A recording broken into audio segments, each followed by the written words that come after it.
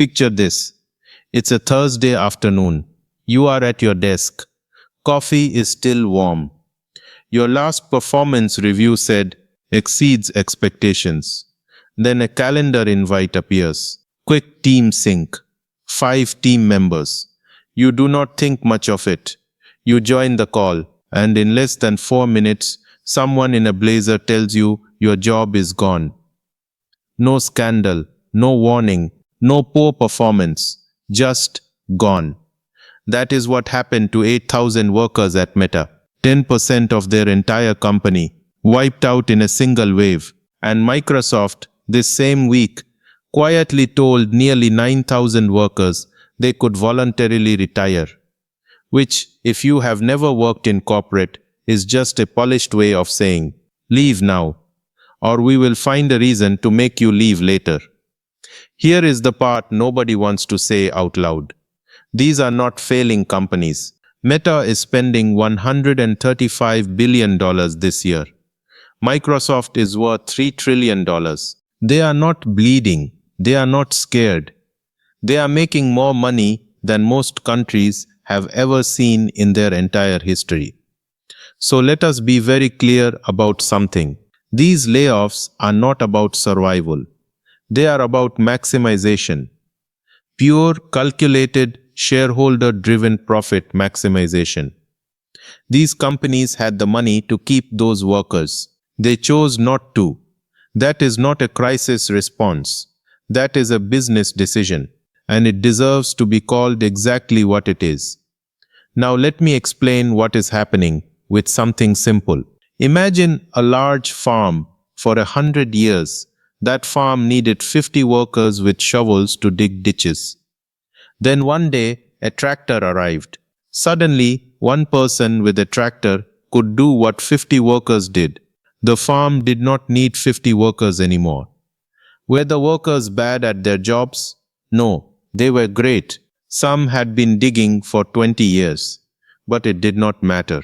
Because the cost of a worker compared to renting a tractor dropped to nearly nothing overnight. That is exactly what is happening right now in offices around the world. AI is the tractor, and many of us are still holding shovels. One engineer with the right tools can now do what used to take a team of 5. One analyst can process in seconds what used to require an entire department. So companies are doing what the farm did. They are swapping workers for machines. But here is what makes this wave different from every layoff wave before it.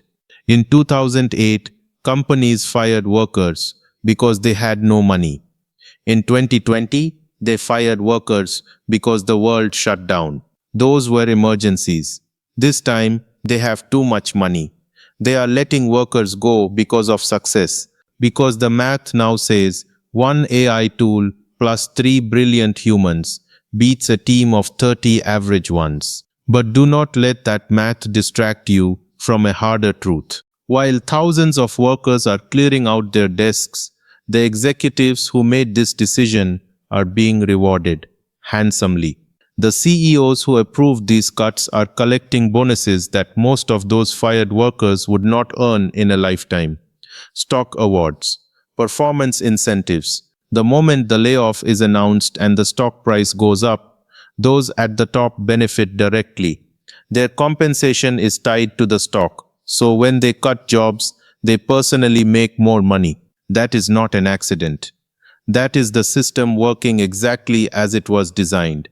And that system has a name. It is called the layoff to stock price cycle. Company announces cuts. Investors cheer. Stock goes up. Executives collect, repeat.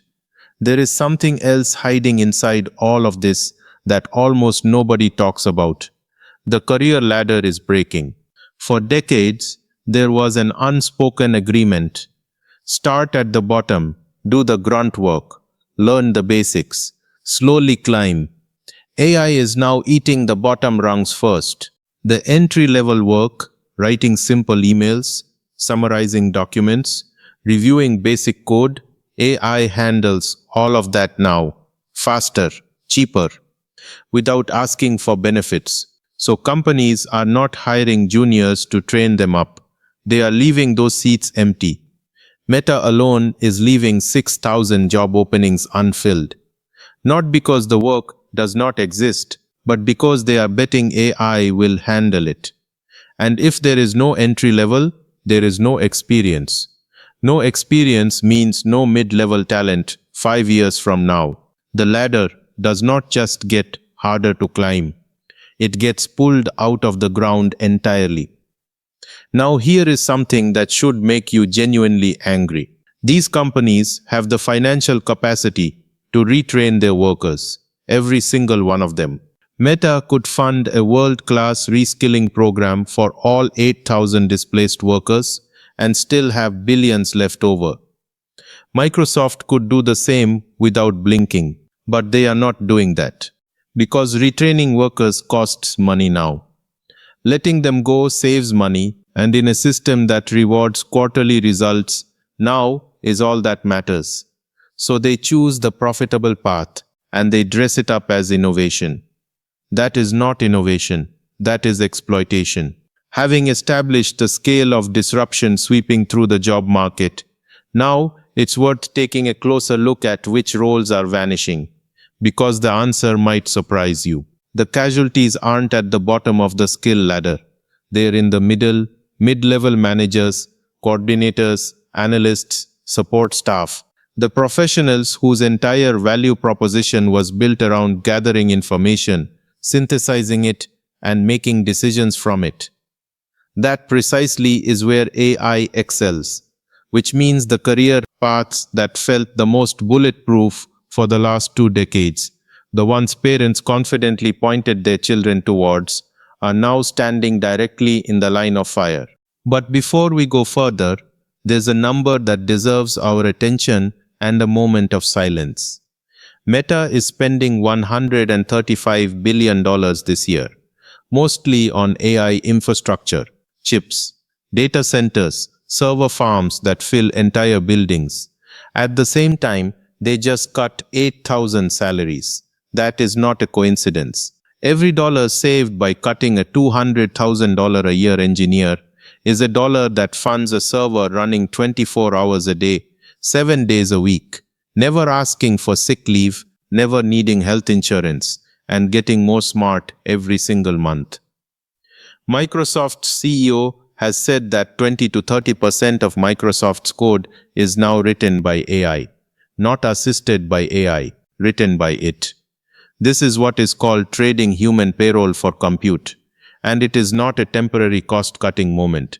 It is a deliberate long-term strategic bet, funded by the savings from the employees they just let go.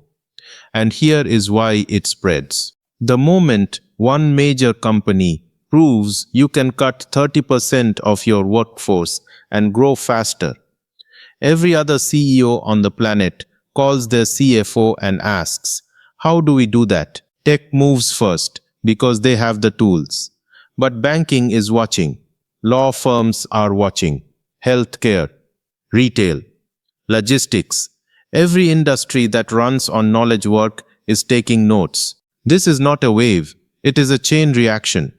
But we also need to be honest about something sneakier.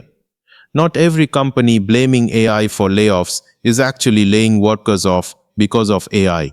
Some of this is pandemic overhiring getting corrected. Some of it is investor pressure dressed up in futuristic language. AI is a very convenient villain when you want to cut costs and avoid bad press. It sounds like progress. It sounds inevitable. It sounds like no one's fault. But calling a cost-cutting decision a transformation does not make it one. And the workers who lost their jobs are not losing them to the future. They are losing them to a choice that someone in a boardroom made to improve this quarter's numbers. Now, let's talk about the real shift. For the last 50 years, companies paid workers for their time. Show up, put in hours, get paid. That was the deal. That deal is over. We are moving from a labor economy where you got paid to show up to an impact economy where you only get paid for things a machine genuinely cannot do. High-level strategy, real human judgment, deep empathy, creative taste, trust, leadership. The kind of relationship where a client says, I want to work with you specifically, everything else, the tasks that can be explained to a new hire in a week. The work that fits neatly in a process flowchart is now being handed over to machines, quietly, quickly, and in most cases permanently. Here is what that means plainly.